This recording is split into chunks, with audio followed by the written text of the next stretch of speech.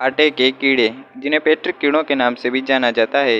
ये कीड़े बावर्ची खाने का एक अहम मसला बने होते हैं और ये कीड़े आटे, अनाज और चावलों वगैरह में घुस जाते हैं, जिससे इनका इस्तेमाल गैर महफूज हो जाता है और पैसे भी ज़ाया हो जाते हैं। गर्मियों के मौसम में हवा में नमी पैदा होने के बायस इन कीड़ों के बढ़ने के इम्कानात और भी ज़्यादा हो जाते हैं। इसीलिए आज की इस वीडियो में हम आपके लिए एक ऐसा तरीका लेकर आए हैं जिसको इस्तेमाल करके आप इन कीड़ों से आसानी के साथ छुटकारा हासिल कर सकते हैं और अपने आटे को महफूज रख सकते हैं। इसके लिए आपको सबसे पहले आटे के डब्बे को धोकर साफ़ कर लेना है और फिर इसे धूप में खुश्क करने के लिए रख देना है।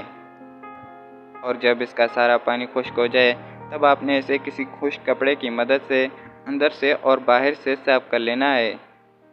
और इसके बाद आपने इसके अंदर तेज़ पत्तों की एक तह बिछा देनी है और इसके ऊपर थोड़ा सा आटा डाल देना है और फिर आपने दोबारा से एक तह बिछा देनी है और फिर इसके ऊपर आटा डाल देना है। इसी तरह करते आपने 2 से 3 मरतबा इसकी तह बिछा देनी है और इसके ऊपर आटा डालकर इसे टाइट करके बंद कर देना है और आपने इसे किसी खुश्क जगह पर रख देना है जहाँ पर इसे हवा या नमी या पानी पहुँच ना पाए और ये आटा कीड़ों की पहुँच से भी दूर रह सके।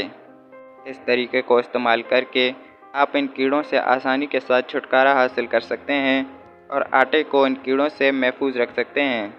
ये थी हमारी आज की वीडियो। मिलते हैं किसी नई वीडियो में किसी नए टॉपिक के साथ। तब तक के लिए मुझे दीजिए इजाज़त। अल्लाह हाफ़िज़।